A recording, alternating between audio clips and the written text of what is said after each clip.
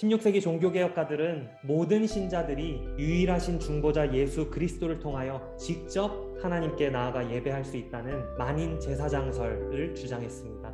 여기에서 자연스럽게 이어지는 것이 직업 소명론입니다. 루터 선생은 모든 신자들은 하나님의 부르심에 따라 각자의 자리에서 거룩한 일을 감당하는 것이라고 외쳤지요. 칼빈 선생은 한 걸음 더 나아가 그리스도인에게는 자신의 일터를 천국으로 만들어가는 소명이 있다고 가르쳤습니다. 그렇다면 우리가 어떻게 각자의 일터에 하나님의 나라가 임하도록 거룩한 일을 할 수 있을까요? 다니엘서에 기록된 하나님의 말씀을 통해 그리스도인 모두가 감당하도록 주신 일터에서의 사명에 귀 기울이고자 합니다. 먼저 살펴볼 내용은 하나님의 백성은 바벨론에 거하지만 시온에 속한다는 것입니다. 다니엘서는 당시 유다 백성들이 처한 현실을 그리는 것으로 시작됩니다. 느부갓네살은 이스라엘 왕족과 귀족들 가운데 탁월한 소년들을 사로잡아 와서 장차 바벨론을 섬길 충성된 신하로 양성하고자 했습니다. 포로로 끌려온 유다 소년들은 3년 동안 바벨론식 학문과 언어를 배우게 됩니다. 다니엘과 세 친구는 3년의 교육 과정이 끝난 후에 왕을 모시게 되었습니다. 자기 고향과 자기 도성 예루살렘을 파괴하고 자신들을 포로로 끌고 온 왕과 그 나라를 이토록 기꺼이 섬겼다는 사실이 놀랍지 않습니까? 다니엘과 세 친구는 바벨론 사람들을 향해 적개심을 품은 채 살아갈 수도 있었습니다. 하지만 이들은 그렇게 살지 않았습니다. 오히려 이방인들과 관계 맺고 그들의 호의를 얻었고요, 그들을 품었습니다. 그렇다면 왜 다니엘과 세 친구는 바벨론 학문과 언어를 열심히 배우고 충실히 왕을 모시고 바벨론 사람들을 품었을까요? 하나님이 주권자이심을 믿었기 때문입니다. 그 모든 일들을 통해 하나님을 섬긴다는 확신이 있었기 때문이죠. 다니엘과 세 친구는 이스라엘 민족이 열방 중에서 복의 통로가 될 것이라는 하나님의 약속을 믿었고, 자신들을 단순히 유배의 희생자가 아니라 하나님에 의해 보냄받은 사람으로 여겼습니다. 이 네 소년의 정체성이 분명하게 드러난 사건이 1장에 소개되는데요. 왕궁에 거하는 동안 왕의 진미와 포도주를 거부하고 채식을 한 것입니다. 당대에 왕의 식탁에서 내려준 맛있고 특별한 음식을 먹는다는 건 왕에 대한 언약적 충성을 의미했습니다. 왕의 사람이 되는 것이죠. 4명의 소년은 시온 백성으로서의 정체성을 훼손당하는 일을 싹부터 잘라버렸습니다. 하나님의 섭리로 바벨론에 끌려와서 살게 된 것은 피할 수 없지만 바벨론에 완전히 복속하고 매이는 삶은 거부한 겁니다. 너희도 별 수 없네, 우리랑 다를 게 없네, 이렇게 바벨론 사람들에게 조롱의 빌미를 제공하지도 않았고요. 우리는 고통 속에 살고 있는데 어찌 당신들은 향락에 빠져 지내는 건가요? 이렇게 유다 백성을 실족하게 만들지도 않았습니다. 그렇게 다니엘과 세 친구는 바벨론에 거하면서도 시온 백성으로서의 정체성을 확고하게 지켜나갔습니다. 다음으로 살펴볼 내용은 시온 백성은 틀림없이 바벨론에서 고난을 당하지만 하나님께서 그 고난 가운데 함께 하신다는 것입니다. 다니엘의 세 친구는 시온 백성으로서 결코 피할 수 없는 선택의 기로에 서게 됩니다. 우상 숭배 문제를 맞닥뜨리게 되죠. 느부갓네살이 몸 전체가 금으로 된 커다란 신상을 세웁니다.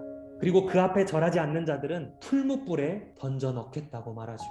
하지만 이들은 절하지 않았습니다. 세 친구는 그냥 한번 절만 하면 목숨을 건지고 관직을 유지할 수 있었습니다. 계속 높은 자리에 앉아서 포로로 끌려온 동족을 위해 힘쓸 수도 있었죠. 그러나 무엇이 죄인지, 무엇이 하나님 백성의 본분인지가 하나님의 계명에 이미 다 정해져 있었기에 우상에 절하는 것과 하나님을 섬기는 것은 그들에게 있어 결코 함께 할 수 없는 행동이었습니다. 세 친구가 대답합니다. 만일 그럴 것이면 왕이여, 우리가 섬기는 우리 하나님이 우리를 극렬히 타는 풀무 가운데서 능히 건져내시겠고 왕의 손에서도 건져내시리이다. 그리 아니하실지라도 왕이여, 우리가 왕의 신들을 섬기지도 아니하고 왕의 세우신 금신상에게 절하지도 아니할 줄을 아옵소서. 이들의 믿음은 자신이 원하는 결과에 대한 확신이 아니라 세상을 주관하시는 하나님에 대한 확신에 있었습니다. 세 친구의 대답에 극도로 분노한 왕은 이들을 결박하여 풀무불에 던지라고 명하죠. 절망적이고 피할 길 없는 극적인 상황을 잘 보여줍니다. 여러분, 정말 다 끝났습니까? 아니요. 던진 건 3사람이었는데 왕의 눈에 4사람이 보였습니다. 4번째 존재의 모양이 신들의 아들 같다고 말했죠. 성육신 하시기 전 성자 하나님께서 그런 특별한 모습으로 자신을 보이신 것이죠. 하나님은 새 친구만 불 속에 내버려 두지 않으셨습니다. 불 속에 함께 계셨습니다. 임마누엘의 하나님이 가장 극심한 고난의 한가운데에 함께 계셨습니다. 마지막으로 살펴볼 내용은 시온 백성은 고난 가운데 안식을 누리고 그로 인해 열방 만민이 하나님을 찬송한다는 것입니다. 다니엘의 새 친구는 불 속에서 하나님의 임재를 경험했습니다. 그뿐 아니라 머리털 한 올도 그을리지 않았고요, 옷도 불타지 않았습니다. 하지만 유일하게 불탄 것이 하나 있었습니다. 그들을 결박했던 줄입니다. 불 속에 함께 계신 하나님이 불로부터 그들을 보호하셨을 뿐 아니라 그 불을 사용하셔서 얽어맨 것을 없애주셨습니다. 구속으로부터 구속하신 그리스도와 함께 새 친구는 불 속에서 안식을 누렸습니다.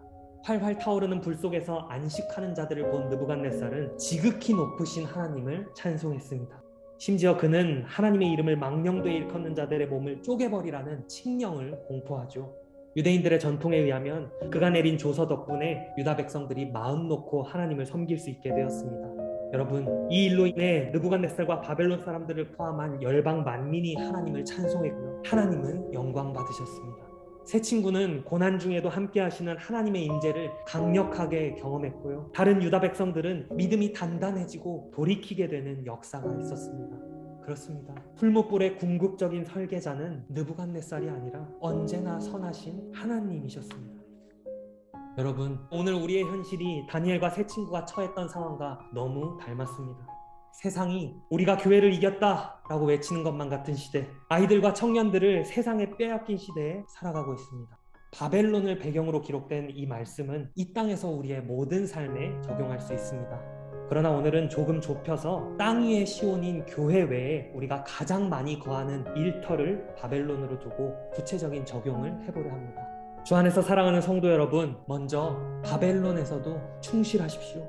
일터에서 맡은 일에 최선을 다하시고 일터의 문화를 이해하려고 노력하시고 동료들을 사랑으로 품으시고 상사를 존중하고 따르시기 바랍니다.